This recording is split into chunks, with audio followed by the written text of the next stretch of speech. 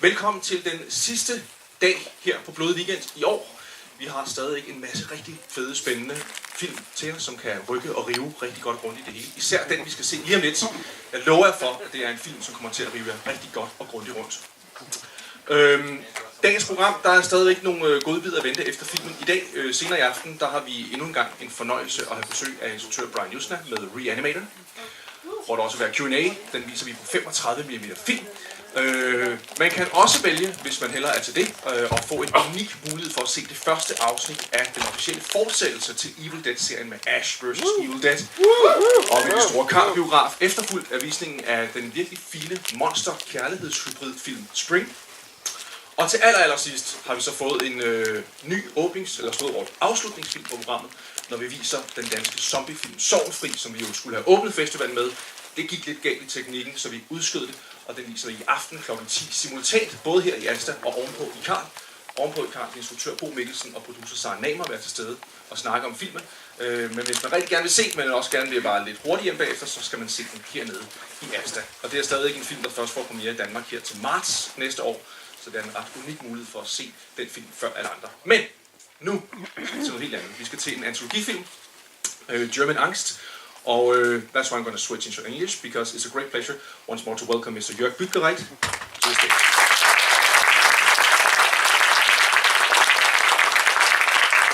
Jörg, you've directed the first episode of the anthology film German Angst. The other episodes are directed by Mikhail Kosakowski, thank you, and Andreas Marschall. And this movie is also really interesting when we're talking about you, because this is the first time you return to the movie scene in many years. I was forced to, yes. You were forced to? Okay, because I was just about to ask, what made you come back to the movie scene with this thing? Well, you know, the director of the third episode, Al Raune, in German Angst, is Andreas Marschall. And Andreas Marschall is a painter as well. And he painted the original cover poster artwork for Necromantic back in 1987. And I think he got like $300 for it, you know, like really no money. So when he came to me asking me to be part of an anthology movie, it was, I felt bad saying no, you know, because I got a lot of requests from all these American movies, you know, can you do like a 5-minute movie for $3,000 and this kind of stuff, and I was never really, I was never interested, because I'm kind of happy doing work for the stage and all these kind of different things I do in Germany, because doing horror films in Germany is very difficult, you know, it's a very bad idea if you want to make a career or if you want to earn some money. So doing a horror movie in Germany is tricky. But Andreas talked me into it because I felt bad that he didn't really get a lot of money back then for the poster artwork, which is now considered a very classical poster probably. And so I told him that I will do a very basic episode with very restricted budget limitations, because we were only starting to do a crowdfunding, and the first money that came in, we did a trailer and I started my episode, and after my episode was finished, a lot of private investors came in, and the other two directors were able to do much bigger and more expensive episodes, which is fine by me, but that's why this movie is really a combination of 3 totally different views. And one of my conditions to work on this film was that I can do what I want. And to keep things interesting for me, I choose to work with a non-professional actress, a little girl, and just to have this kind of anarchy in the movies, like I did have it back then. I never worked with actors back then. I'm used to work with actors now when I work for the stage or for radio plays, or I did a lot of documentary stuff for TV. So working with non-professional actors is something I was hoping, to get something disturbing into the movie. I don't want to have a safe movie, and I want to be I need to be interested in what I'm doing, otherwise I just fall asleep on the set. So Yeah. this was nice, having this little girl, no experience in horror movie and not really knowing what's going on, because the good thing was that the producer, Michael Kosakowski, who also directed the second episode, he has his daughter in his movie. And the actress from my episode, Final Girl, she is a friend of his daughter. Okay. So it was a very family-like production, and we made sure that we could shoot the movie on top, well, just 2 floors above the flat where Michael Kosakowski lives with his family. So when we shot the gruesome scenes of my episode, our main actress just stepped down to 2 floors and were playing with her girlfriend, and we were doing the strong stuff upstairs. And, Okay, yeah, because that was, and without spoiling the movie and without spoiling your episode, that is something that I also noticed. You talked about the young girl, and she's Yes. not an actress, Yeah. and they are very gruesome, the scenes, and also with her. So that was the way you worked with her and kind of yes, shielded her from the worst parts of the film. yes. And her mother was always on the set because she was doing catering. You know, so she comes. I think the family comes from an art background, so they were very open-minded and Very. yeah. And the funny thing is that there's also a really professional actor, an actor I worked for the stage with, Axel Holst. He's the other part of the movie. And I worked with him on a stage play about Edward Gein, the American grave robber from the 50s. And actually he was one of those guys who told me, okay, if you ever go back to film, I want to star in it, and I bring some money. Okay. So I told him, okay, here we go. Bring some money and you can be in my movie. And he's a pretty good actor. But again, to make things interesting for me, and for him as well, he's not able to act because he's bound, on a bed, and you don't see his eyes and you can't speak. So it was really depressing for him, but he really likes the movie. And yeah, the idea was, to me, I always question what I love. And because I was socialized with monster and horror movies, I still ask myself, so what I am looking for. So this time, again, like if you have seen Necromantic and Schramm or Todesking, all these films, maybe you would not necessarily describe them as horror films.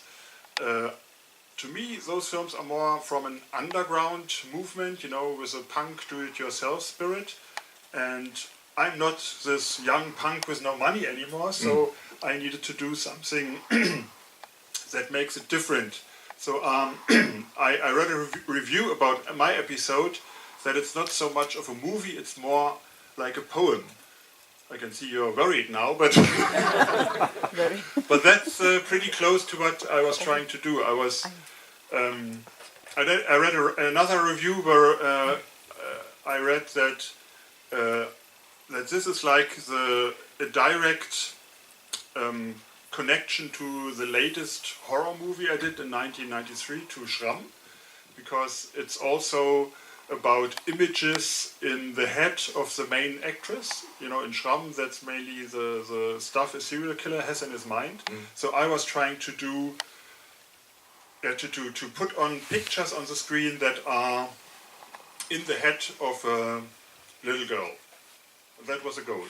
Yeah. It doesn't sound like a horror movie. Maybe it's not a horror movie, but It's very horrific.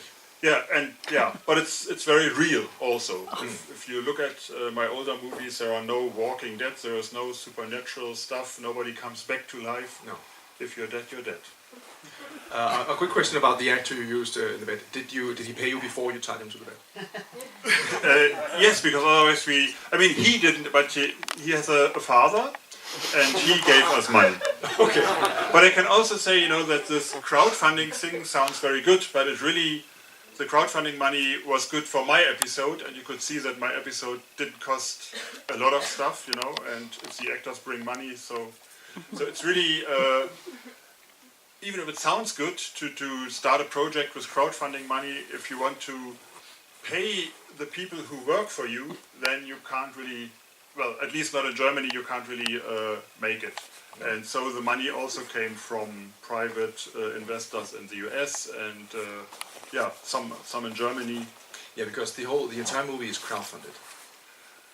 Well, if you say so, as I told you, the money in Germany we generated with crowdfunding money was barely enough to shoot my episode. But the fact that we started shooting and had my episode already in the can provided some private investors who did big money donations. But that was not part of the crowdfunding because they want to earn money with it. Crowdfunding people, they get a DVD and then they're happy. Yeah. But private investors, they want to get more money back. We'll see if that happens. I hope it will. It's been screening all over the world. On festivals, and festivals don't pay, yes. No. Well, they pay for flights and for food and for hotels, which is fine. Yeah. Because as a German, I think it's a privilege to do horror movies, because if I tell even my neighbor that I'm doing a horror movie, he's not excited, he's concerned. He says, "Why? What's wrong with you?" So being able to do something like German Angst is something that you can't do in Germany. No. Especially if you are not connected to if you don't have co-production with the TV and with film funding. And all three directors, we did make sure that we can do what we want and that we have no limitations. The only limit was the budget, I think. Yeah, so it's a very pure vision from each one of you. Yes. Has this movie and your contribution to this German Angst made you think about doing another movie? Well, not really. I liked the experience because it was because I'm happy with my episode, but I still see that I don't see how long it will take to get the money back for the film. And that's not a good position to work freely, No.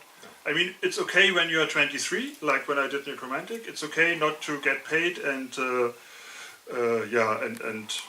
ask your friends to work for free, but I'm 51 now and I don't want to ask my friends to work for free. No. It just feels stupid, sorry. So if I work for the stage, I get paid and I can pay all my actors. If I do radio plays, I get paid. If I write or reviews, I get paid. So the only time I don't get paid is when I'm doing films. So why should I do more films? That's a good point. But we are happy that you're back in this form at least. Yes, me too. Jörg, thank you so much for attending the festival, and thank you so much for us to be able to screen your movie. And I think it's a very bad time of day to watch this film, because it's not a entertaining horror movie. It's really, as I told you, in Germany you need a good excuse and to make horror movies, and this is kind of well, a bad way of starting the day, I think.